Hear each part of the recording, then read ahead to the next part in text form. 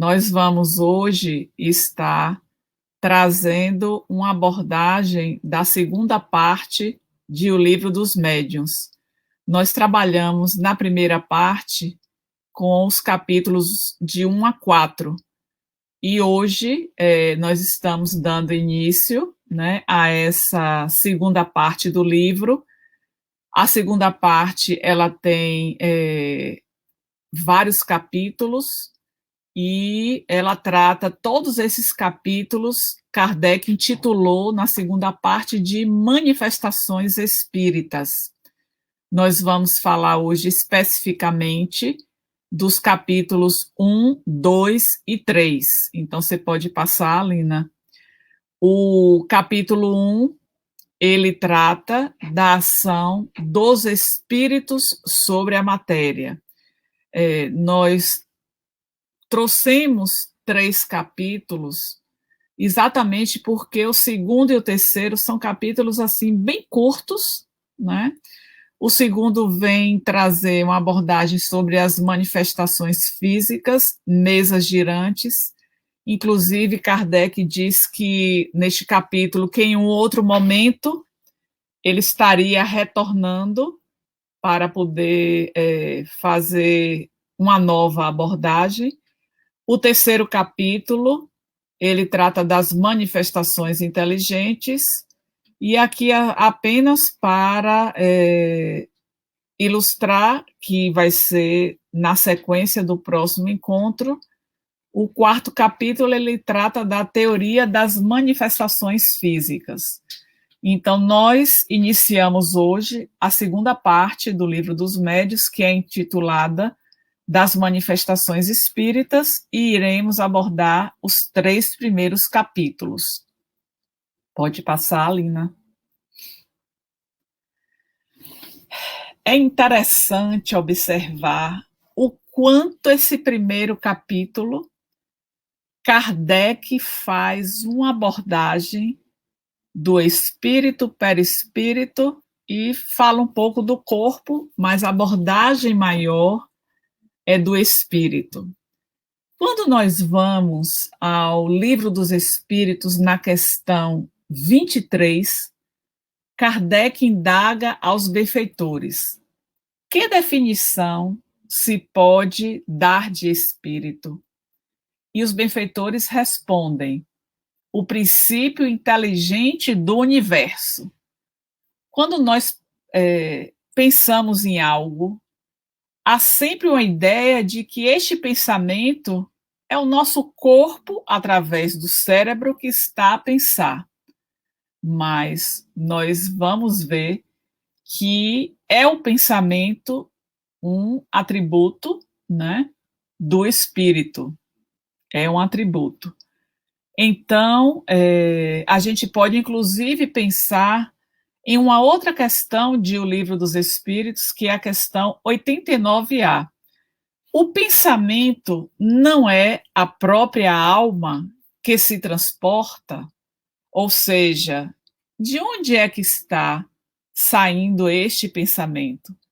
Então, a resposta que nós encontramos dos benfeitores é: quando o pensamento está em alguma parte, a alma também aí está, pois é a alma que pensa. O pensamento é um atributo.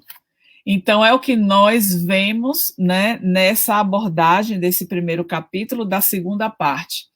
O espírito é um ser definido, ele é limitado, ele é circunscrito. E a expressão encarnado no corpo constitui a alma. Ou seja, quando nós estamos nos referindo à pessoa encarnada, nós vamos falar alma. Quando na erraticidade, ou seja, no mundo espiritual, nós vamos estar tratando de espírito. Então, espírito é na verdadeira vida, alma quando estamos encarnados. Kardec, a todo instante, ele vai estar trazendo essa expressão alma quando estamos encarnados, e espírito quando estamos na erraticidade. Pode passar o próximo, Lina. Aí queremos que vocês possam participar no chat, escrevendo, e aí Lina pode estar projetando, né, nessa primeira pergunta. Já pensei sobre essa viagem de retorno? Porque Kardec também vai fazer uma abordagem nesse primeiro capítulo da segunda parte a respeito da morte. Nós falamos várias vezes que algumas pessoas elas têm essa dificuldade na leitura do Livro dos Médiuns, de achar que o Livro dos Médiuns é difícil, mas nós vemos que o Livro dos Médiuns ele está a todo instante relacionado ao Livro dos Espíritos, porque a questão da morte também é tratada em O Livro dos Espíritos. E aí, perguntando a vocês, já pensei sobre essa viagem de retorno? O que é que vocês responderiam a respeito disso? Já pensaram na morte?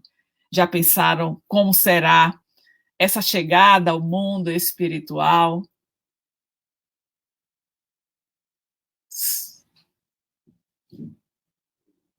Estão escrevendo no chat? No chat? Maria Angélica diz que sim, né? Adriana também coloca que sim.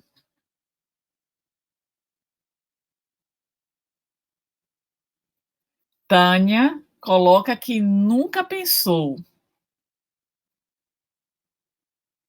Maria Angélica fala da viagem de retorno. Marlene coloca, já pensei sim. Preciso viver bem para morrer bem. Sim, sempre. Bom, Carolina sim, Márcio sempre, né? O que é que a gente pode estar pensando? A Adriana coloca, é um pouco confuso e a sensação de incerteza. Adiante, nós vamos falar do estado após essa viagem de retorno. Maria, que sim. Então, Daniela, gosto de pensar que será como o de Patrícia em Violetas na Janela. Não sei se estou tão evoluída, mas seria um sonho. Na verdade, é preciso pensar sim, quem ainda não pensou. Isabel coloca, estava mesmo há pouco falando sobre o desencarne com uma amiga que mora no Brasil e tem medo da morte, né? Deve ter sido isso a minha leitura. Nós precisamos pensar em relação à morte, por quê? Com o conhecimento que já adquirimos da doutrina espírita, nós sabemos que essa nossa passagem na experiência corpórea, ela é transitória. Se sabemos que ela é transitória, é necessário, Diana coloca, é uma viagem inadiável, é impossível não pensar. Mas, Diana, veja que nós tivemos resposta de que existem pessoas que não pensam.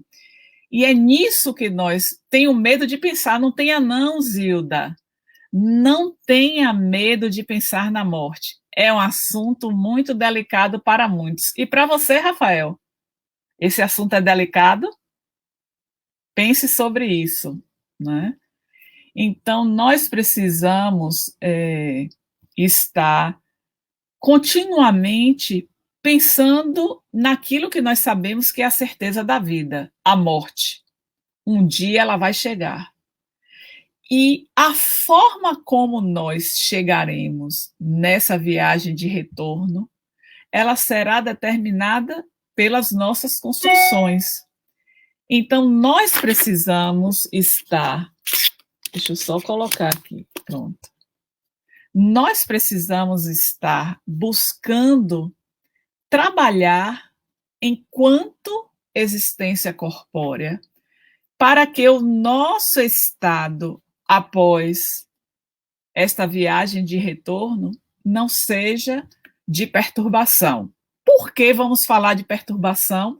Porque é a abordagem que Kardec traz neste primeiro capítulo também, a perturbação que se segue após a separação da alma e do corpo.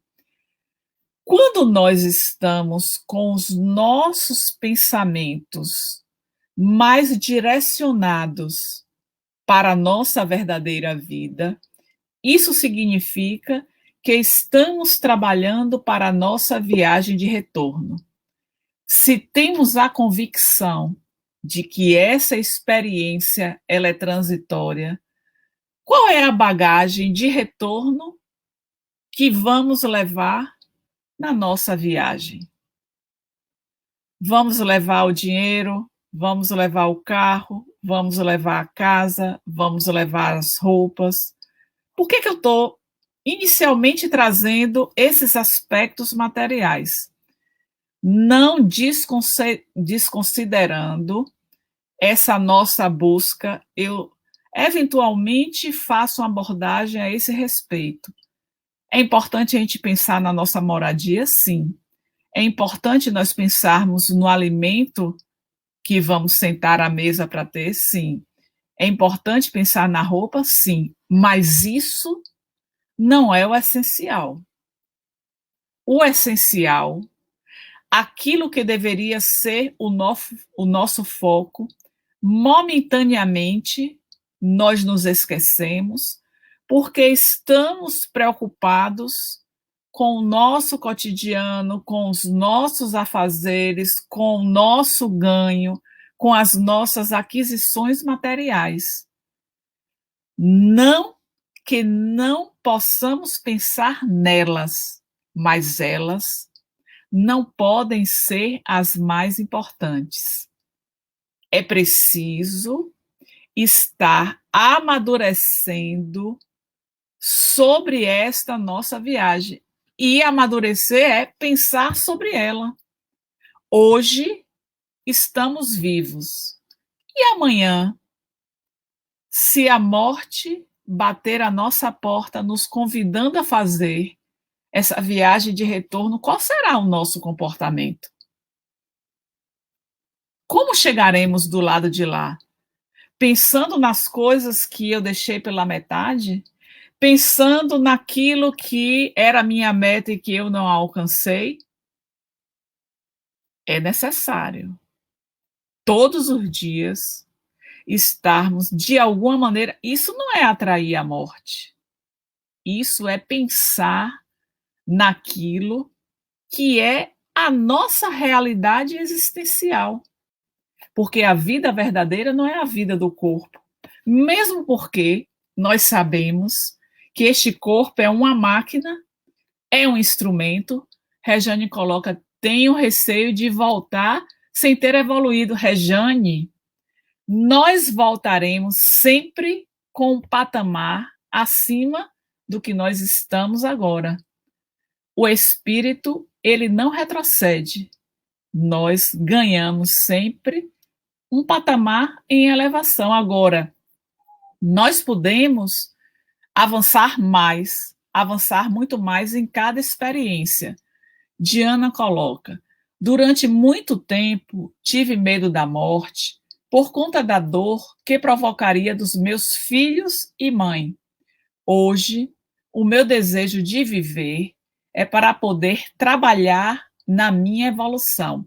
Muito importante o que você traz, Diana, essa sua preocupação no trabalho com a evolução, mas não deixe de considerar que no mundo espiritual o espírito continua evoluindo.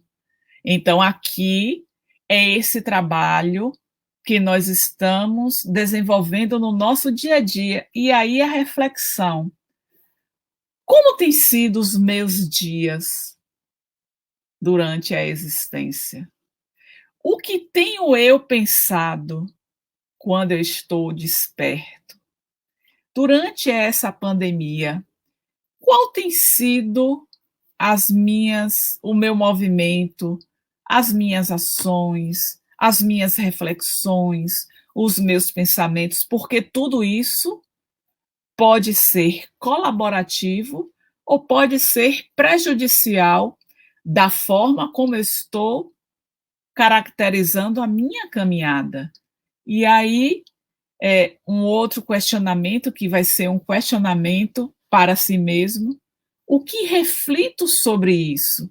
Porque uma coisa é pensar. Algumas das respostas já foram sendo trazidas exatamente nesta reflexão sobre essa viagem de retorno. Então, nós estamos convidando, este é um convite que Allan Kardec faz neste capítulo 1º da segunda parte. Uma reflexão sobre as perturbações que se seguem após a morte. Perturbações só acontecerão se eu não estiver trabalhando para esta viagem de retorno. Então, quais têm sido as minhas construções?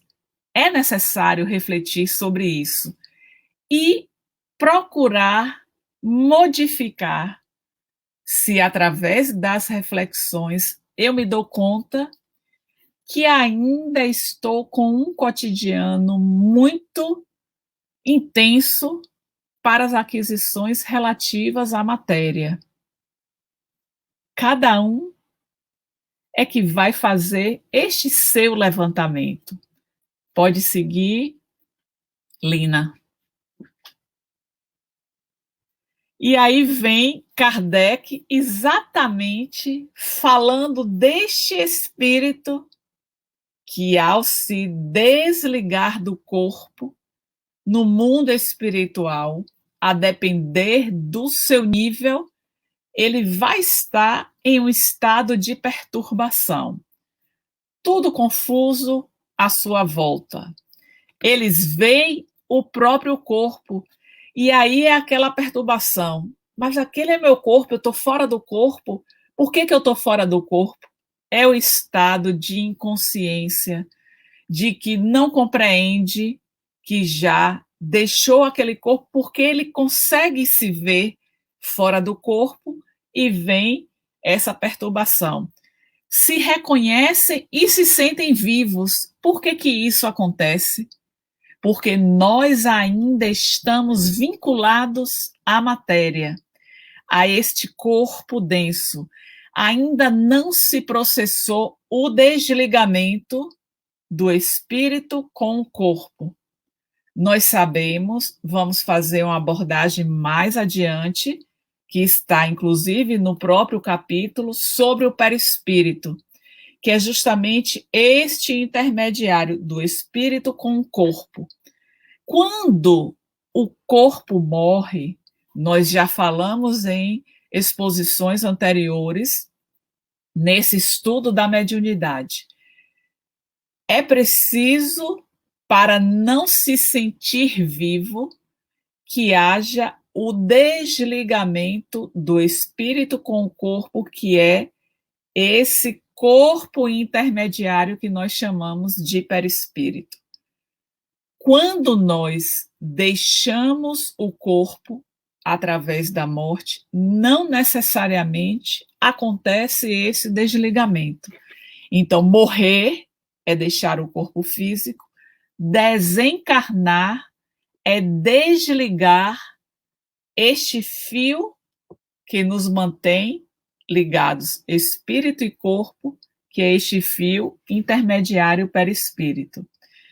Então, o corpo lhes pertence e não compreende estar separado. Podemos imaginar nós nessa situação? Porque já temos o conhecimento. Neste conhecimento, nós achamos que não, eu já conheço, quando eu chegar do lado de lá, eu não vou passar por isso. Quem garante? Alguma pergunta, Lina? Márcio faz, né?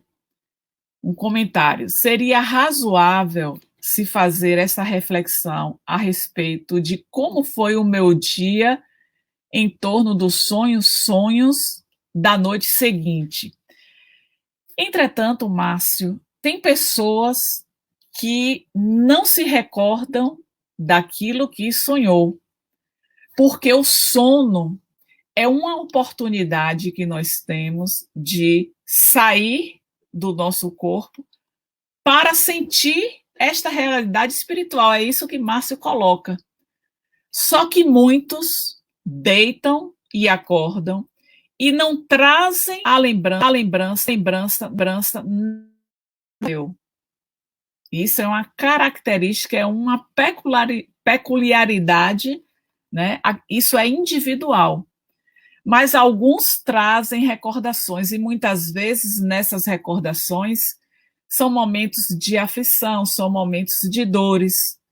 Isso é uma experiência de morte. Por quê? Porque o nosso corpo, ele fica ali adormecido e a nossa alma se expande para o mundo espiritual. Se vamos para o mundo espiritual porque não ficamos ali presos ao corpo durante o sono, mesmo que não tenhamos essa lembrança, isso vai significar a experiência da morte, porque estamos fazendo essa viagem para o mundo espiritual. Uma viagem onde vamos desenvolver atividades, inclusive participar de reuniões mediúnicas, que é o foco desse grupo de estudo. Participar de mediúnicas, ter lembranças do nosso passado e também relacionar-se com afetos e com desafetos. Então, às vezes, aquelas lembranças angustiosas de momentos difíceis são reflexos daquilo que foi este momento de separação transitória do corpo, mas ele conectado pelo seu cordão, que é o perispírito. Pode seguir, Lina?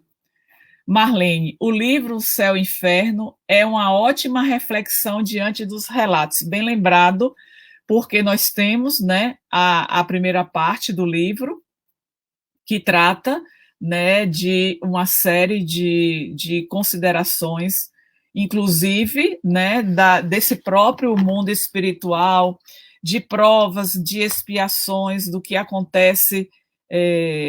Eu gosto muito do capítulo 7, que faz essa abordagem do arrependimento, da expiação e da reparação, mas que tem também a parte dos relatos, né, uma segunda parte, que mostra esse relato dos espíritos, mostra essa experiência no mundo espiritual.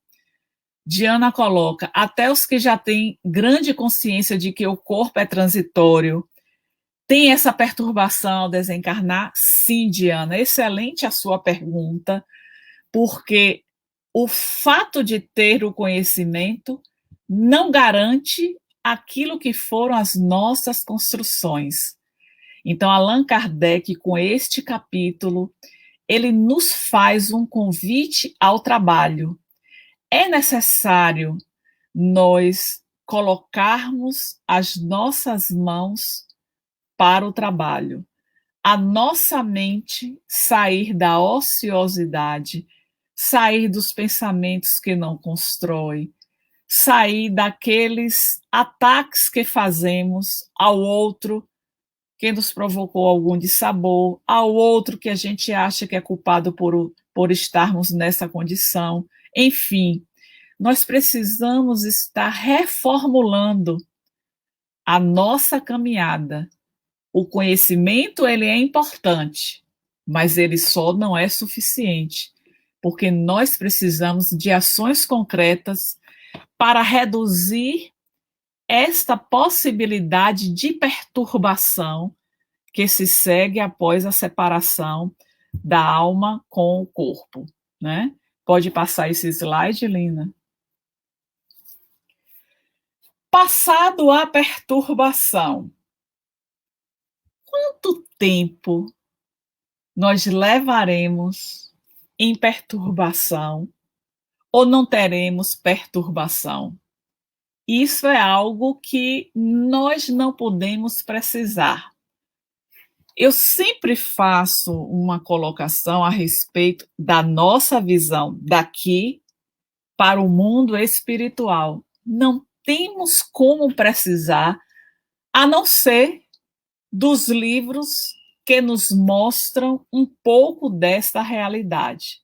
Mas avaliar se eu vou ficar em perturbação, quanto tempo eu vou ficar, se eu não vou ficar, isso não temos como precisar, mas sabemos que, a depender de como tenha sido a nossa caminhada, nós podemos, após a separação, após a morte, nós termos esse desligamento do nosso corpo e não termos aquele estado de perturbação, de sentir as impressões físicas, se está calor, se está frio.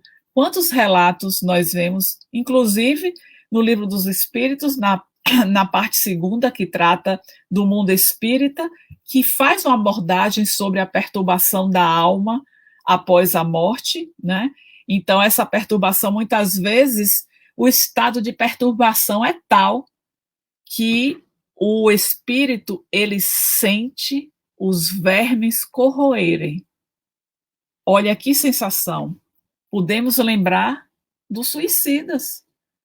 Quantos e quantos anos estarão os suicidas nesse estado de perturbação?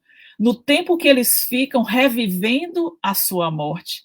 Lembrando que já contamos aqui em outra exposição, o suicida do trem. Vale a pena vocês buscarem no Google essa abordagem. O suicida do trem é um relato de Divaldo Franco, que orava pelos suicidas, e busquem, que vale a pena conhecer um pouco este sofrimento. O próprio livro Memórias de um Suicida, Dona Ivone Pereira, ela traz a abordagem deste sofrimento. Este sofrimento é a perturbação que se segue. Mas Kardec, ele trouxe a perturbação e ele trouxe um pouco passado a perturbação. E aí ele coloca, não sofrem mais as dores físicas. Por que não sofre? Porque já houve o rompimento deste cordão que o mantinha preso à matéria. O corpo, ele se torna uma veste imprestável. Nós não precisamos mais daquele corpo.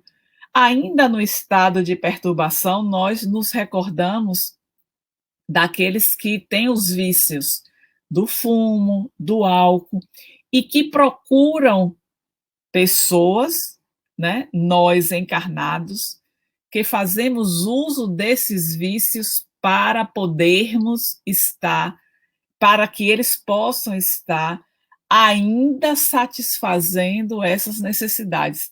Isso é perturbação. Mas Kardec mostra que pode ter a perturbação e pode sair desta perturbação. Então, não sofre mais as dores físicas, aí nós ampliamos para essas necessidades dos vícios, não tem mais necessidade disso. O corpo, ele não precisa mais dele, sentem-se mais leves e têm consciência do eu. Então, vão aos poucos se conscientizando que saíram daquela condição e que estão vivendo a sua verdadeira vida. Isso acontece a um passe de mágica? Não. Mesmo porque, para os descrentes da realidade espiritual, esses levarão um tempo nesta tomada de consciência, mas vai acontecer em algum momento, porque essa é a realidade de cada um de nós. Diana coloca, então, é uma dor física ou só a sensação? Uma dor física. Por quê? O cordão, ele ali se encontra. Esta ligação nos permite vivenciar essas dores. Lembrando do caso do suicida do trem. Ele estava se observando à espera do trem, ouve o apito do trem, ele se jogando, e aí o trem passando por ele, sente as dores. Quando ele começa a respirar, novamente passa aquele trem, novamente as impressões. Então ele fica anos revivendo o ato. Revivendo é sentindo as dores. Não é uma sensação, é sentir.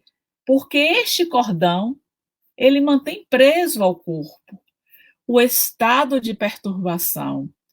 Enquanto ele persiste, isso significa que ainda nos mantemos vinculados ao corpo. Para isso, mais uma vez, nós recomendamos esse nosso trabalho no cotidiano, inclusive pensando que hoje pode ser o nosso último dia de experiência corpórea. E quais foram as nossas construções até então? No amanhã, continuo vivo. O que eu posso fazer para colaborar, para aumentar esta construção, esta bagagem que eu vou poder levar de retorno, que se resume nas nossas boas ações. Então, essa consciência do eu, ela vai pouco a pouco se aprimorando em nós, na medida que vamos deixando de lado esse estado de perturbação para poder dar continuidade à nossa caminhada, que seguirá na verdadeira vida. Pode passar, Lina. Nós trouxemos esta imagem. Allan Kardec, ainda neste capítulo, ele aborda sobre os componentes do homem: espírito, perispírito e corpo. Ele faz uma abordagem, ele faz um apanhado desses componentes, ainda nessa segunda parte, primeiro capítulo. E eu trouxe essa imagem. Essa imagem, ela é apresentada no livro O Pensamento de Emmanuel. Este foi um livro escrito por Martins Peralva, onde ele aprofundou algumas ideias de Emmanuel, fazendo uma ponte basicamente com o Livro dos Espíritos, mas ele traz, né, outros relatos da codificação. E ele coloca, né, é interessante, este é o segundo capítulo do livro, que é intitulado Alma em Pensamento. O livro é O Pensamento de Emmanuel, esse é o título do livro. E ele traz essa figura como uma analogia, né? Aí ele coloca que o espírito, ele é o elemento inteligente do universo. Ele fala, né, sobre este conceito que Kardec traz em O Livro dos Espíritos. Então, o espírito, elemento inteligente do universo, pensa. A mente, campo de consciência desperta, reflete. E o corpo, máquina divina, na expressão de André Luiz, executa. E aí ele mostra essa imagem do farol, né? Trazendo que o espírito é justamente este espelho que pensa e, levando a imagem do pensamento no espelho, ele vai refletir, que é justamente a mente refletindo o nosso pensamento que vem do espírito. E o corpo, ele coloca como esse concreto, né, que eleva ao farol, é justamente quem vai estar executando. Pode passar, Lina?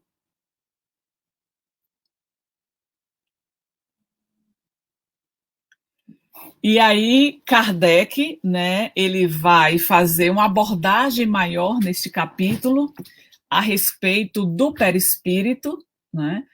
O perispírito é o intermediário das sensações.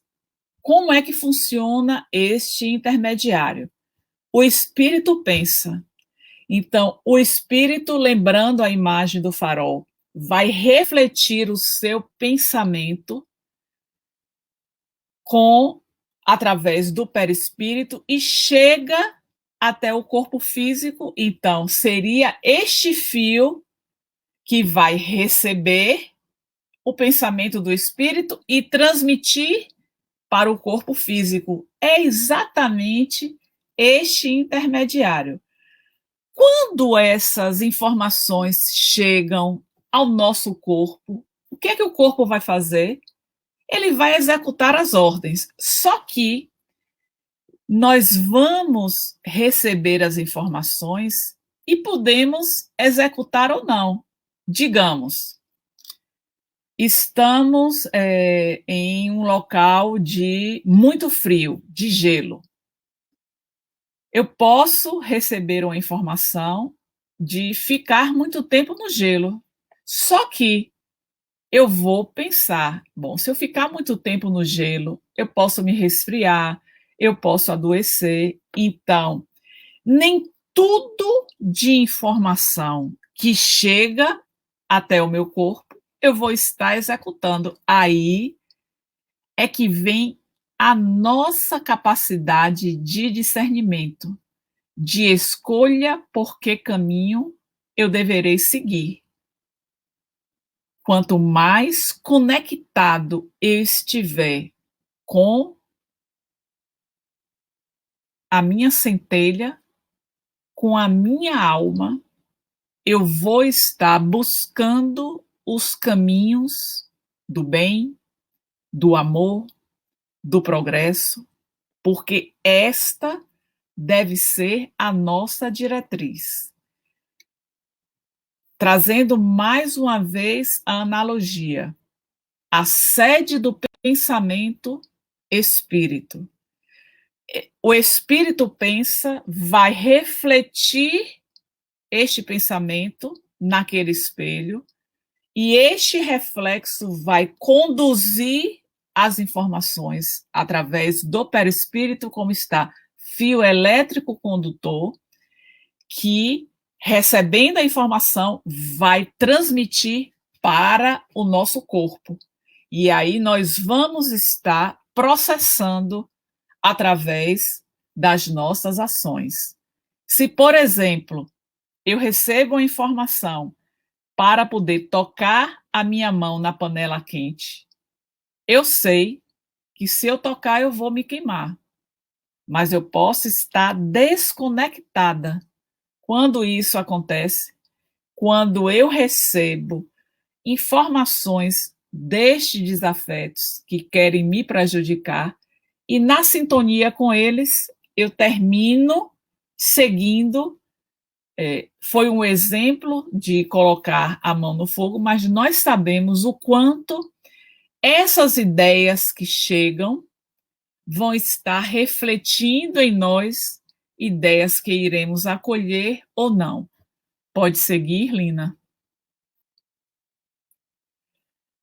Ainda refletindo sobre o perispírito, Allan Kardec coloca parte integrante do espírito.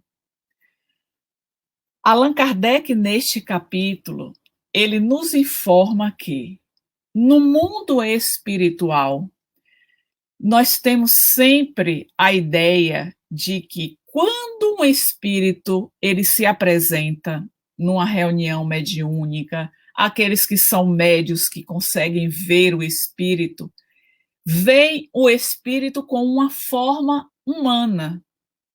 Esta forma quem dá é o perispírito. E é interessante nós termos o conhecimento de que quanto mais evoluído nós formos, mais nós teremos essa forma mais sutil menos material, porque o perispírito é o intermediário entre o espírito e o corpo. O espírito, energia, o corpo, matéria. Então, para ser intermediário, ele precisa ser semimaterial. Quanto mais eu estou ascendendo na minha evolução, este intermediário, este perispírito, ele será menos material, mais sutil. E é justamente ele que nos dá a forma humana, só que é semimaterial. Ele é o revestimento do espírito. Então, quantas encarnações nós já atravessamos? Várias. Eu agora estou com esta aparência. Se eu desencarno amanhã e eu vou me apresentar e eu quero ser reconhecida, as pessoas só vão me reconhecer com a aparência da última existência. Se eu adotar uma aparência que é desconhecida, quem irá me reconhecer? É por isso que nós nos apresentamos com aquela aparência que é familiar. Como é que nós conseguimos fazer isso? Através do que nós chamamos de vontade. A vontade, ela tem sede no espírito. Então, eu vou escolher qual é a forma que eu vou adotar para me tornar visível. Então, aquela pergunta de Diana, se é dor ou é sensação? Quando nós estamos enquanto mundo espiritual, mas com as impressões físicas, este intermediário ele está completamente vinculado e dá essa sensação e dá esta, a gente pode dizer sensação, mas é sentir mesmo a dor, é sentir o calor, é sentir o frio, né?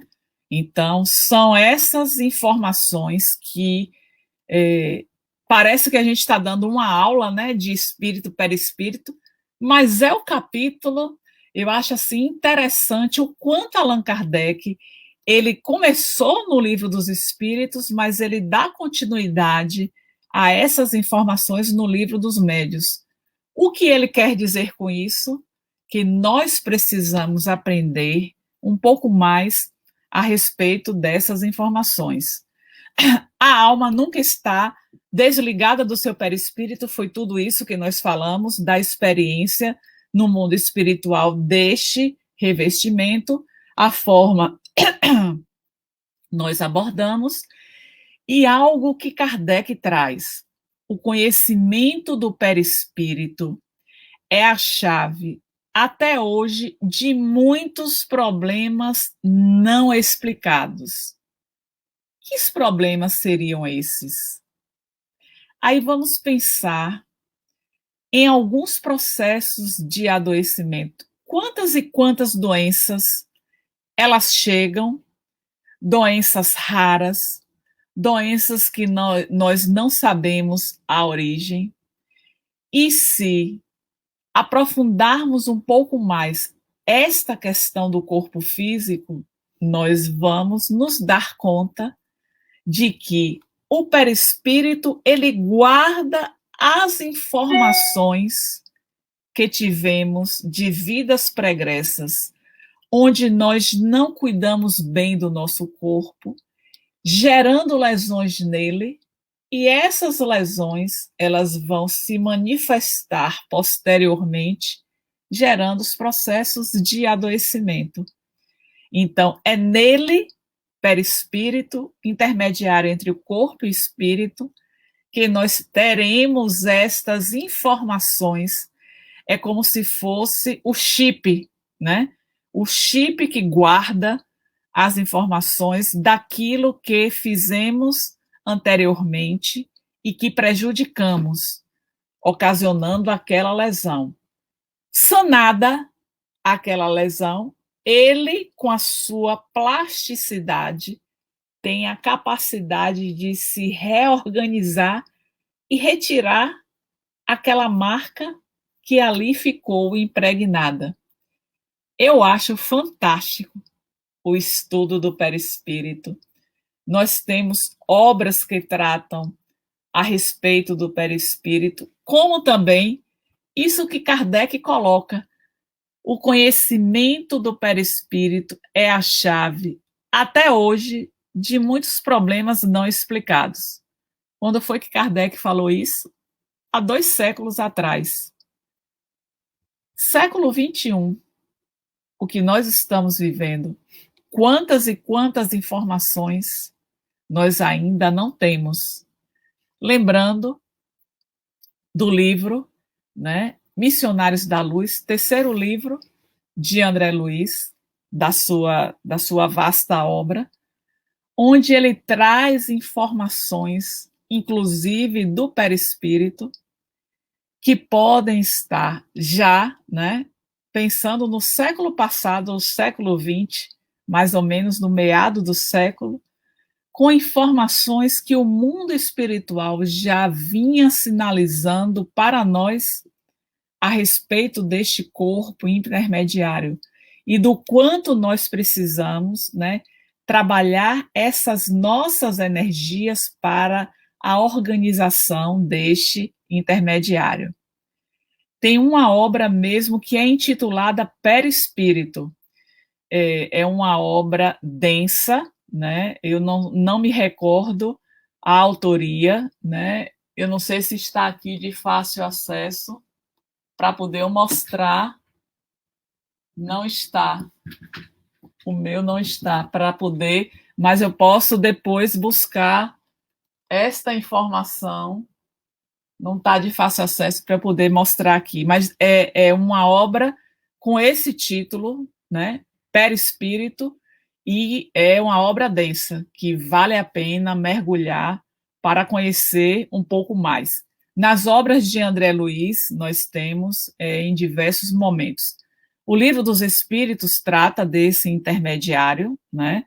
O Livro dos Médiuns também trata a respeito disso, mas no próprio Livro dos Espíritos você vai ter uma abordagem específica também sobre perispírito. Podemos seguir, Lina, tem mais algum questionamento? Pode passar esse slide.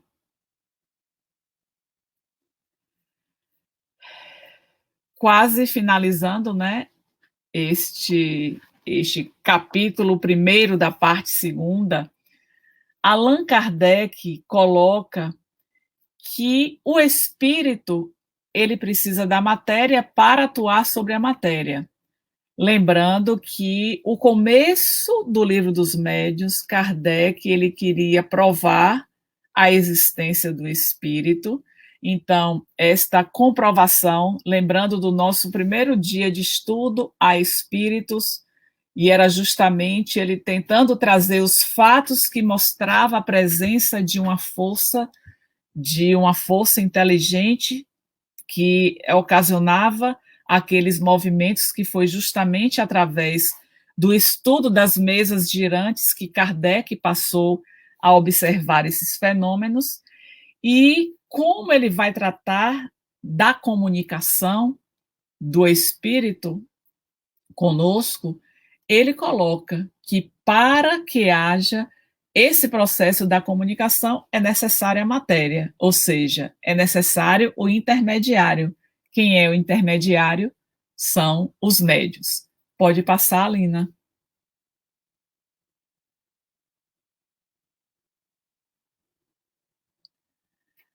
Aí nós adentramos ao segundo capítulo da segunda parte do Livro dos Médios, que é manifestações físicas, mesas girantes. Kardec é um capítulo curto, onde Allan Kardec ele vai estar trazendo a própria história desses fenômeno mediúnico que teve início com as mesas girantes, as mesas que giravam, as mesas que elevavam e as mesas que falavam. E aí ele traz, né, o conceito, né, de mesas girantes, dessas manifestações físicas que se traduzem por efeitos sensíveis, ruídos, movimentos e deslocamento de corpos sólidos. É interessante nós observarmos até na narrativa dessas mesas que o fenômeno ele não se dava de maneira uniforme. A mesa ela se sustentava em apenas um pé, a mesa ela se sustentava em dois pés, a mesa ela elevava, a mesa ela caminhava de um lado para outro. Então, neste capítulo, Kardec ele vem mostrar, né, que esses fenômenos, né, dessas mesas que elevavam, que circulavam, era um fenômeno que já acontecia na antiguidade. Inclusive, ele faz uma referência a Tertuliano, que já falava a respeito dessas mesas girantes e falantes. E foi exatamente a doutrina espírita que trouxe para nós, através do estudo, este fenômeno. O Espiritismo, né, com esta codificação, através dos fatos, Allan Kardec ele veio comprovar que para que isso acontecesse, não era um fenômeno de ordem material. Era necessário a presença de uma inteligência que provocasse tudo isso. A inteligência, lembrando que nós trouxemos no início da nossa abordagem a questão 23. Que definição se pode dar de espírito?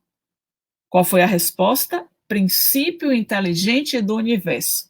Ou seja, onde está a inteligência? No espírito. Nós atribuímos, fulano é muito inteligente, Beltrano é menos inteligente, Cicrano é pouco inteligente. A inteligência é do espírito. Então, é o espírito que se aprimorou e traz esta faculdade na experiência corpórea. Não significa, não é sinônimo de evolução, porque nós sabemos que no trânsito da reencarnação estamos aprimorando aquilo que é necessário para poder atingir os propósitos que foram estabelecidos para a presente existência. Podemos estar, né, estar no patamar bastante evoluído e vir escolaridade, onde eu estou programada para desenvolver outros campos.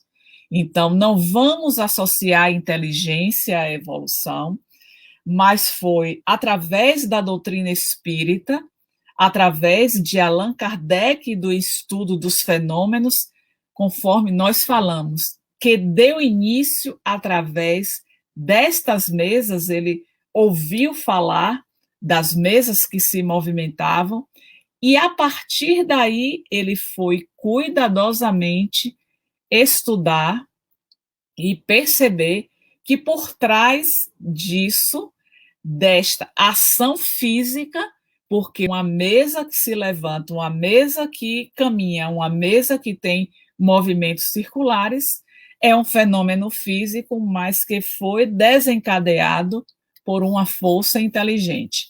Pode passar, Lina? E aí, Allan Kardec, neste capítulo, nesse segundo capítulo da parte segunda, ele já vem introduzir os médiuns, que são justamente esses que são capazes de recebendo, né, a informação, ser o intermediário e poder estar desencadeando o fenômeno.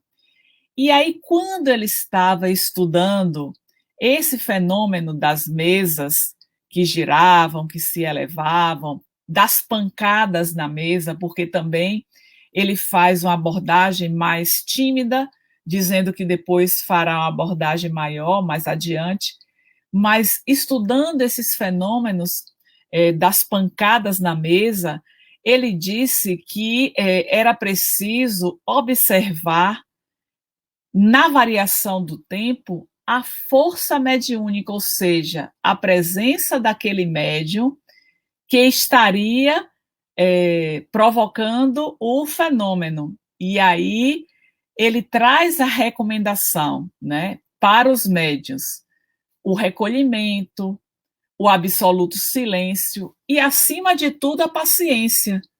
Porque se as pancadas elas demoravam de estar trazendo os resultados, qual foi o objetivo das pancadas na mesa? Lembrando que, inicialmente, os fenômenos se davam por resposta sim e não.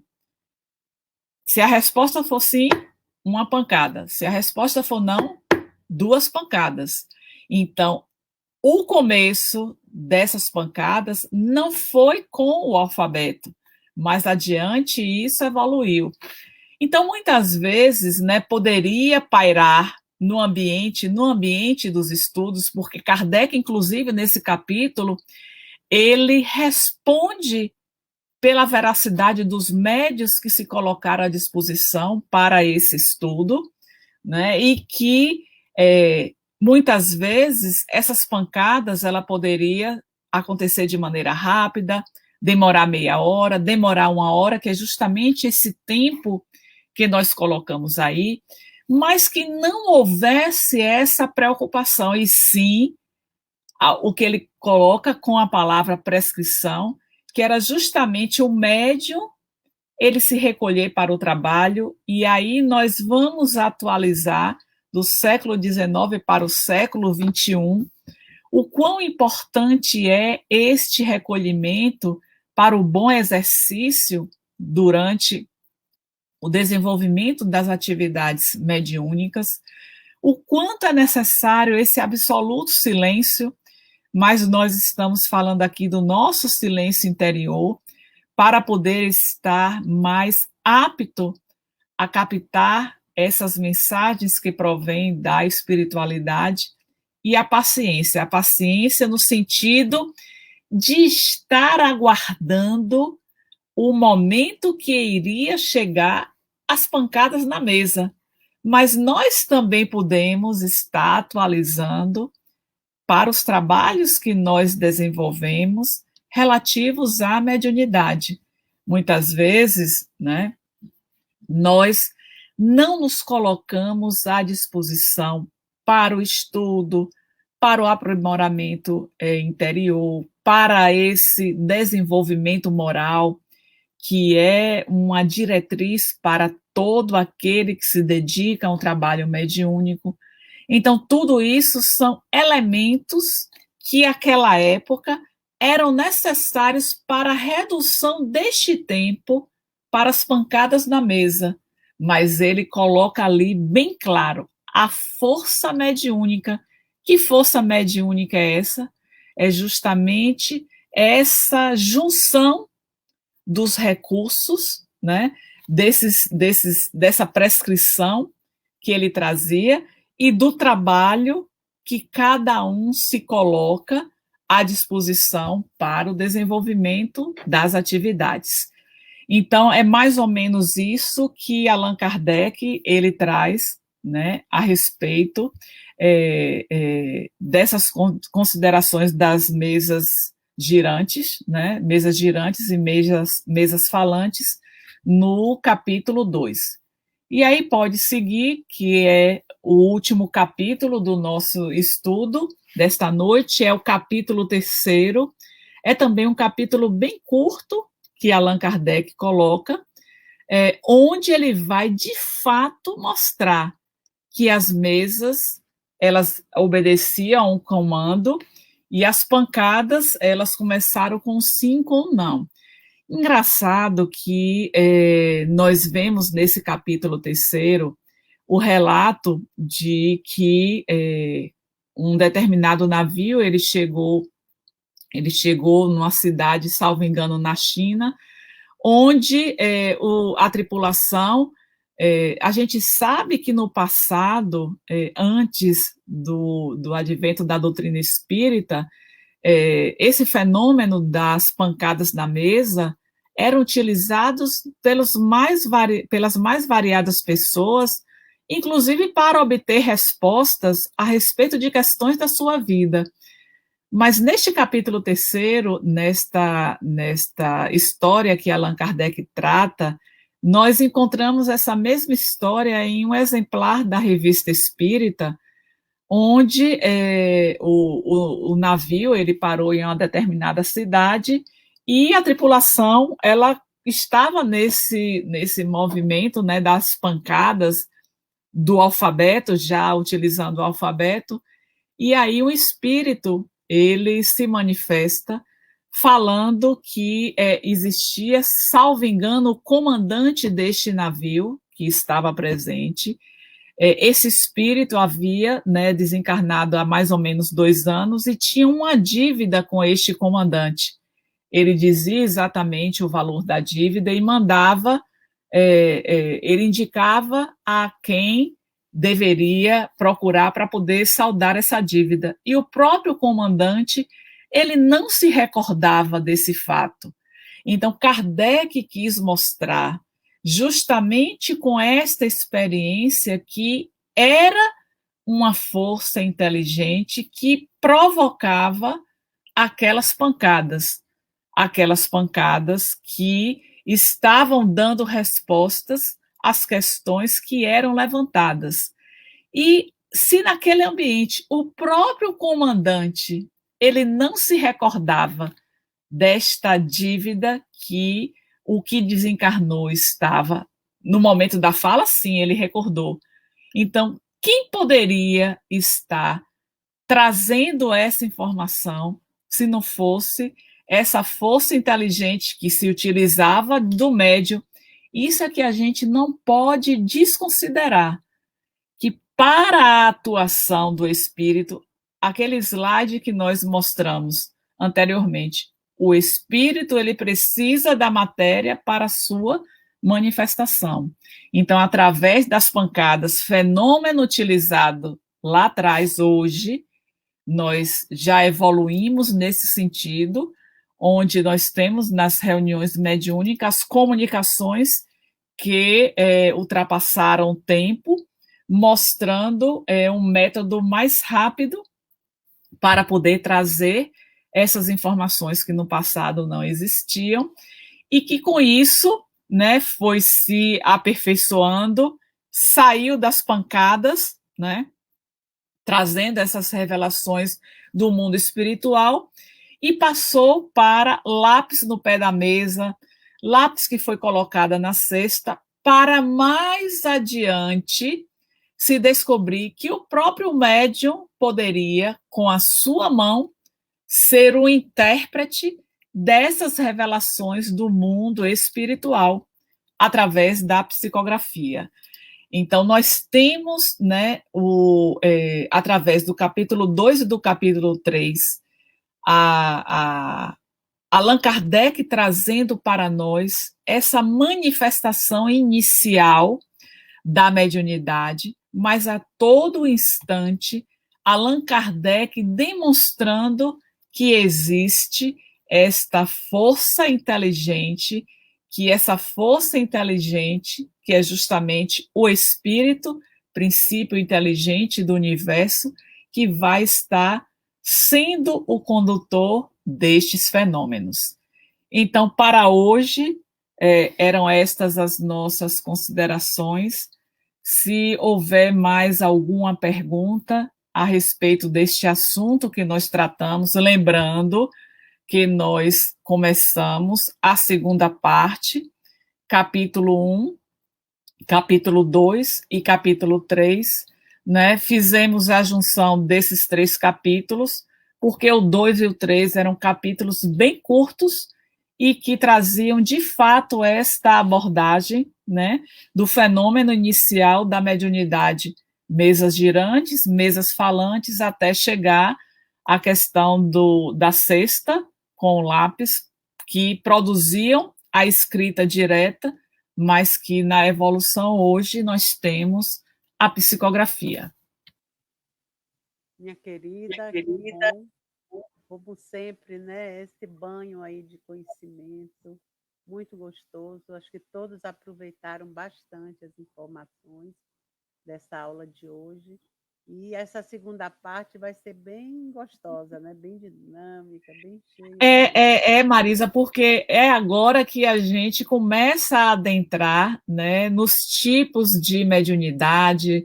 Mais adiante, já lá para o capítulo 20, vai tratar das obsessões. Então, nós começaremos a ter uma parte mais prática, né, a partir dessa segunda parte do livro dos médios. E aí, tentando trazer, né, essas informações para que a gente possa agilizar esse estudo, mas os dois capítulos, o 2 e o 3, são capítulos curtos e que traziam informações que não tinham como estar aprofundando tanto que merecesse, né, um tempo maior para essa abordagem. Mas o que eu acho interessante, Marisa, é quando a gente pensa neste ser Allan Kardec, o quanto deve ter sido difícil àquela época tentar trazer no livro dos médiuns essas informações que comprovavam os fatos que eram fenômenos. Aquilo que nós trouxemos, né? As pessoas se divertiam com as mesas, com as pancadas, né? Não tinha responsabilidade mediúnica, que é algo que nós abordamos bastante. Uma Nós que brincadeira de integramos. adivinhação, né? E de coisas particulares que era curiosidade, né? Além da brincadeira, a curiosidade, respostas para fatos da vida, né?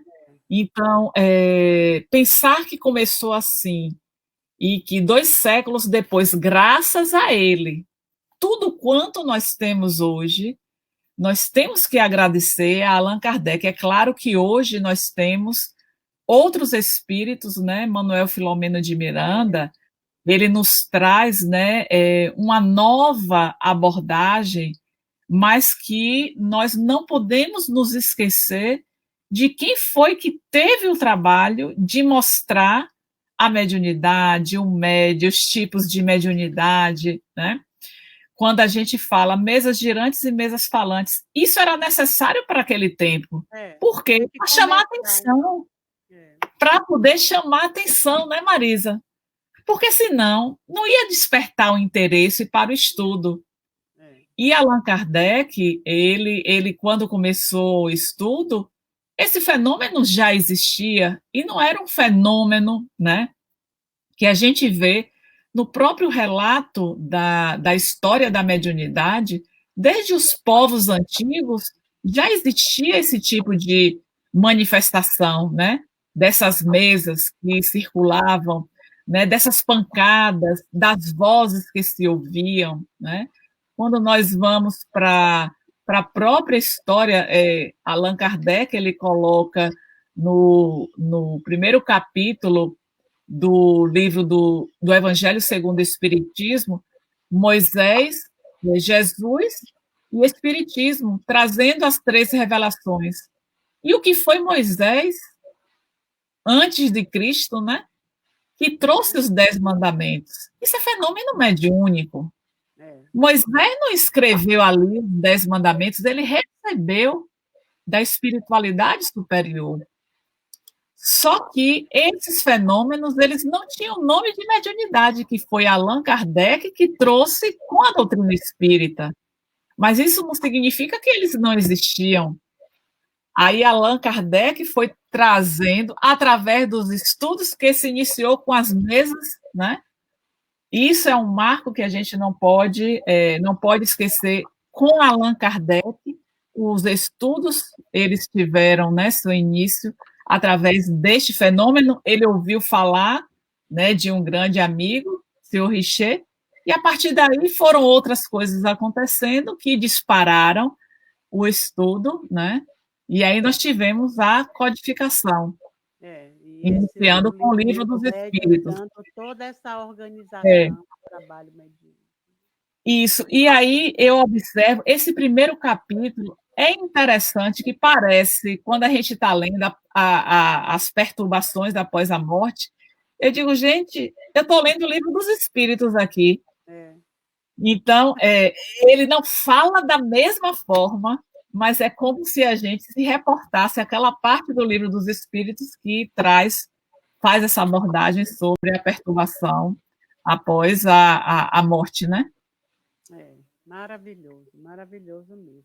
E de agora para frente vai ser assim, né? Vai só essas elucidações maravilhosas que você vai nos trazer. Pois é, com certeza, com certeza. Todos gratos, né? Viva nosso codificador, Marcinha, ali dizer, né, Marcinha? Márcia, nós ensinamos uma musiquinha na nossa evangelização, que nós temos esse preto de gratidão, né? Eu chego a me emocionar falar de Allan Kardec. E nós ensinamos as crianças, desde 3 anos aprendem essa música, né?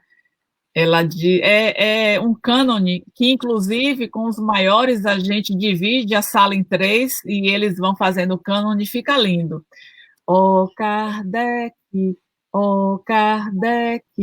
obrigado, obrigado pelo Espiritismo, bom legado, bom legado. Então, nós temos em outubro, comemorando, né, Allan Kardec, o nascimento, 3 de outubro de 1804. Então, as nossas crianças, elas sempre rememoram esta música, né, como esse preto de gratidão a quem nos trouxe essa maravilhosa doutrina, né, a mediunidade como essa ponte entre a dor e a consolação. Bezerra de Menezes, nosso querido, né, doutor Bezerra, ele traz isso, né? Então, pensar nessa ponte, quantos recebem o conforto através desta ponte, né? Os espíritos que chegam nas reuniões, as mães, vamos lembrar de Chico Xavier, quantas mães receberam o conforto através das cartas, né, dos seus filhos que partiram nas mais variadas condições, e isso até hoje, né? Nós não podemos esquecer do nosso querido tio Divaldo, esse médium maravilhoso que nos legou esta obra. Eu carrego a todo canto, né? E sempre estou falando dela, No Rumo do Mundo de Regeneração. É um livro que eu recomendo quem ainda não... Ele já é disponível, né, no Kindle, né? Você pode... Não precisa da obra física. Eu que ainda estou nessa mania do papel, de folhear, de grifar. Eu sei que pode fazer tudo isso, mas eu tenho essa possibilidade. Então, é um verdadeiro, eu digo assim, são verdadeiras informações dessa possibilidade da mediunidade, né? Da espiritualidade atuando nos hospitais, atuando com os profissionais, com aqueles espíritos que, ao desencarnar, né, pela Covid, tá ali os desafetos doidos para se aproveitarem e eles atuando, né, para que, claro que isso vai do mérito de cada um, aquilo que nós falamos, né, na nossa exposição da perturbação. Temos que trabalhar intensamente, com vontade, com desejo de fazer o melhor, para que a gente possa atravessar sem essa perturbação. E eu achei assim, muito interessante, Diana, ela falar se o conhecimento deixa de ter a perturbação. Olha, Diana, não esqueça, conhecer é bom, mas o melhor de tudo é o trabalho, né? o conhecimento já nos coloca em um patamar diferenciado. E lembrando, muito será pedido a quem muito foi dado. A quem muito foi dado o quê? O conhecimento. Maria Helena, eu não. Bota aí de volta que eu não li, Maria Helena. Da musiquinha. Bravo, Kardec. Ficou linda a música, Tânia. Pois é, pois é. Mas muito obrigada, querida. Daqui a, sem ser esse domingo próximo, vamos ter Tânia de novo aqui numa palestra conosco, graças a Deus. E em maio estará também no nosso final de semana espírita. Uau, vai ser muito bom, hein? Eu não estou me cansando dessas viagens para a Flórida, Marisa. Eu chego no outro dia, já estou de volta. E agora eu vou passar o final de semana, chego sábado de manhã, já volto domingo de tarde. Que coisa, hein? Não é jatinho assim, vai ser uma maravilha. Uma maravilha. Essa distância reduziu assim. Mas a gente as horas de voo, né? É muito grata a você pela disponibilidade, pelo carinho, por trazer assim esse trabalho depois de um dia inteiro, né, de trabalho também seu lá e cansaço e tudo. Entra no jatinho do KSSF, pousa aqui e com tanta alegria passa esses ensinamentos para todos nós. Assim uma gratidão imensa. Estamos aqui reunindo assim aquela sacolão de vibrações de amor, de amizade, de carinho, viu? Para que você tenha uma noite assim bastante descanso e que amanhã já esteja assim firme para o trabalho de novo. Muito obrigada, minha querida. Muito obrigada mesmo. Eu que agradeço sempre nesse carinho, essa amizade de vocês, dessa família KSSF, né? A família que já vai fazer um ano que esses laços, se estreitaram de tal forma, né? Coisa de baiano, né? E coisa logo, de baiano. Vamos tomando aquele cafezinho juntas, comendo aquela moqueca, né, Lina? Aquela moqueca maravilhosa. Já estamos vacinados. Não, agora você veja, né, Marisa? A primeira vez que eu tive no KSSF em 2013. Retornei em 2018. Em 2020, todo mês eu estou 2 vezes no mês. Que coisa! Se não fosse a pandemia, né? Se não fosse a pandemia. Eu digo, bendita pandemia. Tem também seu lado, né, maravilhoso de ser. Com certeza, com certeza. É sempre para bem. É isso aí.